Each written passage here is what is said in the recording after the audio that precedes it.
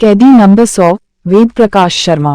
वेद प्रकाश शर्मा के उपन्यास कैदी नंबर 100 की कथा अपराध, साजिश, न्याय और प्रेम के घटकों को मिलाकर बनी एक रोमांचक कहानी है। इस कथा में केंद्रीय चरित्र आलोक वर्मा है, एक युवा और सफल वकील जो अपने देश के लिए न्याय की लड़ाई लड़ रहा है। कहानी का आरंभ जेल में होता है, जहां आलोक कैदी नंबर 100 के रूप में बंद होता है। वह अपनी बेगुनाही साबित करने की कोशिश में होता है, लेकिन एक ताकतवर और बेईमान नेता के कारण उसे अधिक समय तक जेल में ही बिताना पड़ता है। जेल में आलोक कई अन्य कैदियों से मिलता है और उनके साथ अपनी यात्रा का हिस्सा बनता है। उसकी न्याय की लड़ाई के दौरान वह नेता के अपराधी गिरोह की गहराइयों का पता लगाता है और उसे सच के सामने लाने की ठान लेता है। आलोक की जिंदगी में एक नई मोड़ तब आती है जब वह जेल की वार्डन की बेटी अंजलि से मिलता है। अंजलि एक साहसी और नेक लड़की होती है, जो अपने पिता की मदद से आलोक की बेगुनाही साबित करने में सहयोग करती है।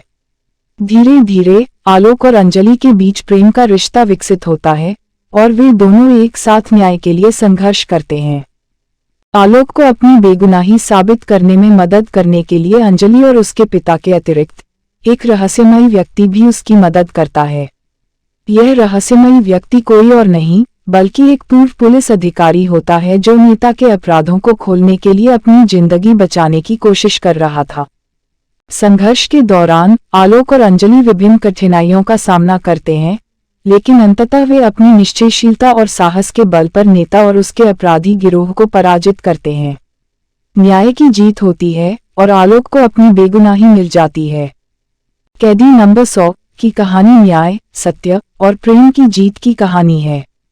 वेद प्रकाश शर्मा ने इस कथा को रोमांचक ढंग से पेश किया है, जो पाठकों को लगातार बांधे रखता है। कथा में दिए गए चरित्रों का विस्तार, उनकी भावनाएं और आपसी संबंध बेहद प्रासंगिक और मनोरंजक हैं। इस उपन्यास में वेद प्रकाश शर्मा ने नैतिक मूल्यों, न्याय की तलाश और सच के प्रति समर्पण के महत्व को बखूबी दर्शाया है। इस कहानी के माध्यम से वे हमें यह सिखाते हैं कि सत्य और न्याय के लिए लड़ने वाले कभी नहीं हारते और अंततः विजयी होते हैं। कैदी नंबर 100 एक ऐसी कहानी है जो आपको रोमांच, साहस और प्रेम के विविध रंगों से परिचित कराती है। यह एक ऐसी कहानी है जो आपके मन को बांध कर रखेगी और आपको सत्य और न्याय की तरफ आकर्षित करेगी।